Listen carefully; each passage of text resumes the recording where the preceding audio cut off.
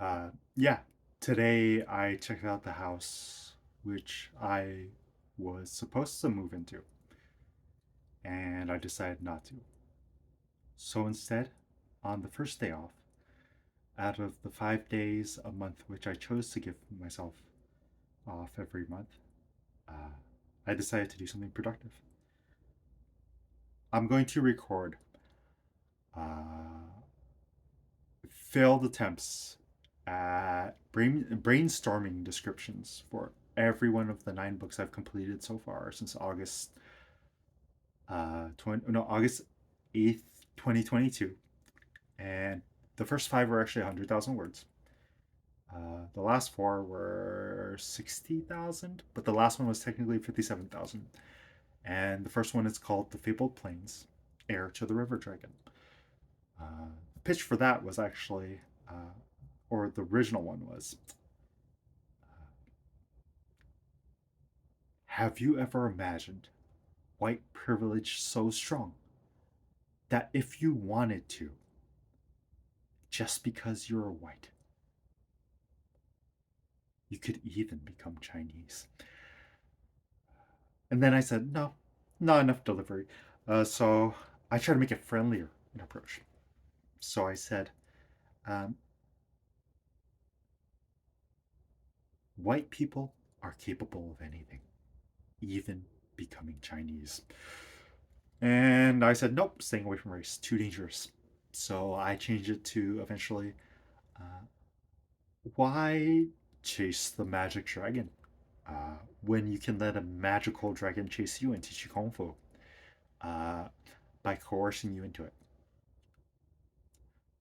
And then I realized these were not strong selling points, which eventually led me to the realization I'm not going to sell these books. I'm going to uh, read them for free on Spotify. But, anyways, next book. Uh, Book number 2 was actually not published yet. And it's the first 9 books of the Fabled Plains, which are the only 9 books of the Fabled Plains.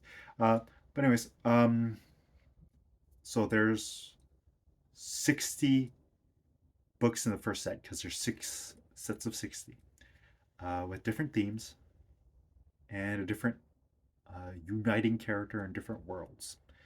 Not gonna tell you what those are yet. But anyways, the second book is called uh,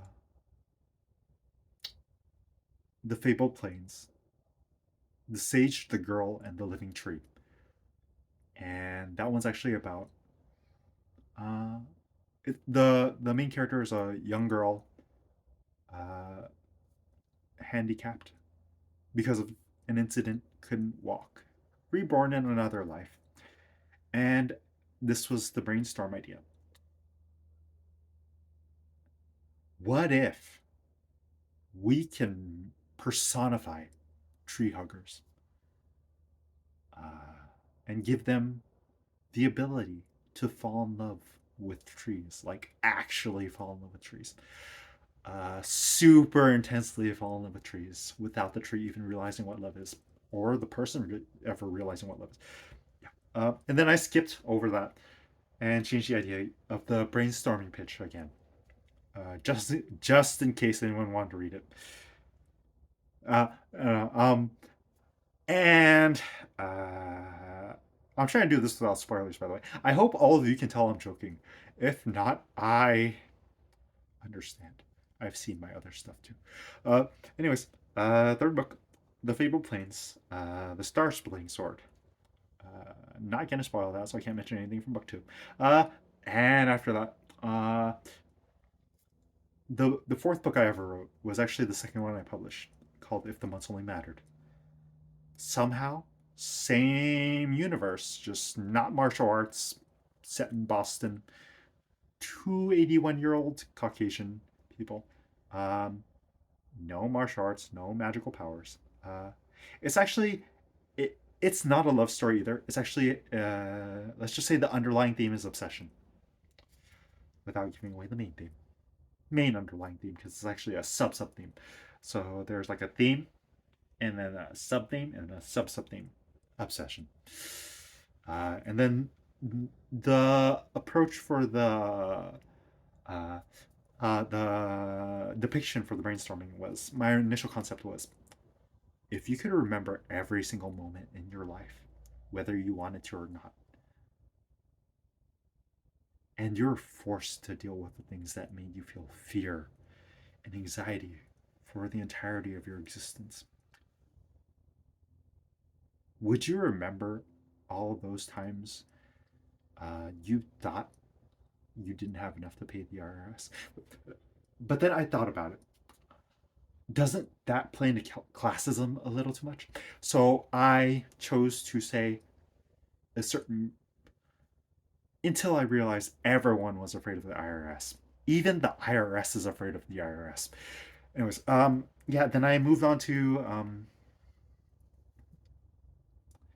if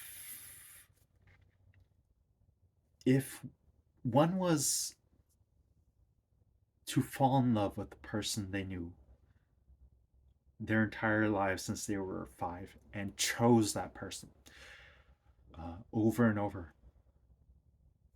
without that person uh, being able to remember, which is not the main hook. Don't worry, no spoilers. Uh, Spoiler, no spoiling. Swiper, no swiping. Door, no swimming. But then I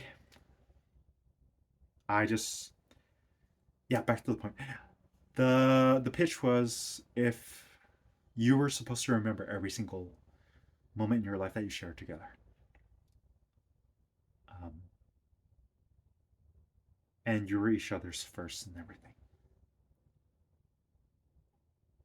Would you remember, and would it be painfully reminiscent how your first time uh, started and ended too soon? That one hit a little deep for me.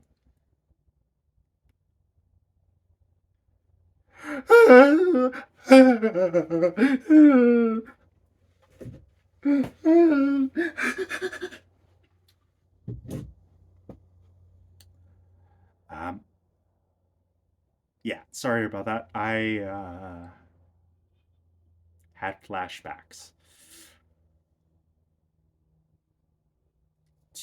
to the next book, which is book 4 of the Fabled Plains, which is called The Fabled Plains, the one who lost himself but found the universe.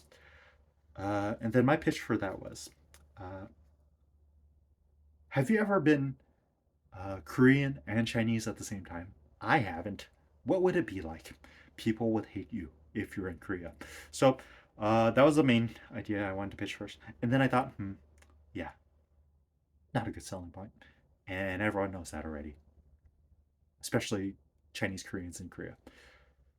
And then I thought, if you knew the gravity of the situation and you could control time, space, gravity itself, uh, but you happen to not uh, be able to control your bowel movements, but you could talk at the age of 1. Wouldn't that be awesome? Yeah, that wasn't in a story because I cut that out. Actually, it was never in there. I am so sorry. I don't know why I'm reverting back to lying for this. My sense of humor has been flushed down the toilet. With that, stories, imaginary diapers, and yeah. And then there's there. Okay, so skipping. I'm just gonna read the titles now because I'm trying to do this in under 10 minutes. Uh, the Fable Plains. From no, the Fable Plains. The stonemason and his living statues. Yeah, you know what? I'm just gonna use. I think this is good enough. Yeah. Okay.